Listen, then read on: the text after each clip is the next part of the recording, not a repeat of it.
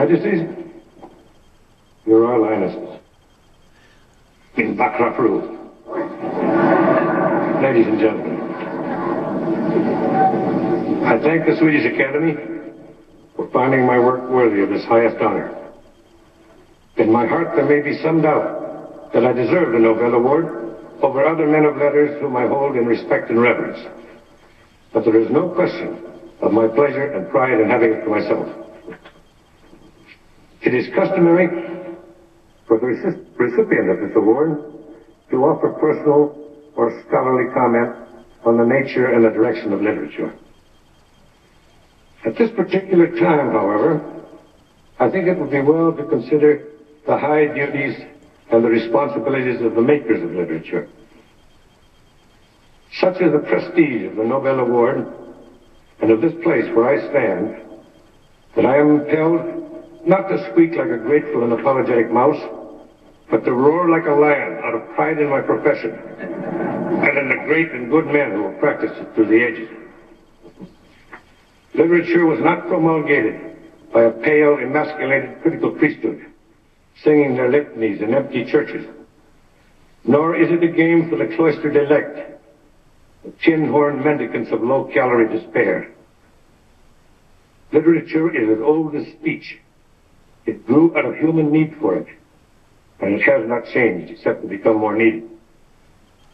The skulls, the bards, the writers are not separate and exclusive. From the beginning, their functions, their duties, their responsibilities have been decreed by our species. Humanity has been passing through a gray and desolate time of confusion. My great predecessor, William Faulkner, speaking here, referred to it as a tragedy of universal fear, so long sustained that there were no longer problems of the spirit, but only the human heart in conflict with itself seemed worth writing about. Faulkner, more than most men, was aware of human strength as well as of human weakness.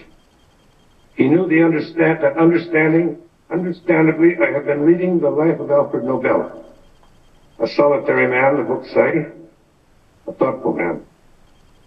He perfected the release of explosive forces, capable of creative good or of destructive evil, but lacking choice, ungoverned by conscience or judgment. Nobel saw some of the cruel and bloody misuses of his inventions.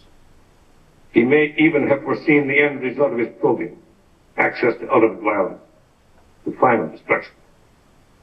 Some say that he became cynical, but I do not believe this. I think he strove to invent a control, a safety valve. I think he found it finally only in the human mind and the human spirit. To me, his thinking is clearly indicated in the category of these awards. They are offered for increased and continuing knowledge of the man and of his world, for understanding and communication, which are the functions of literature, and they are offered for demonstrations of the capacity for peace, the culmination of all the others. Less than 50 years after his death, nature was unlocked. The door of nature was unlocked, and we were offered the dreadful burden of choice. We have usurped many of the powers we once ascribed to God. Fearful and unprepared, we have assumed leadership over the life or death of the whole world, of all living things.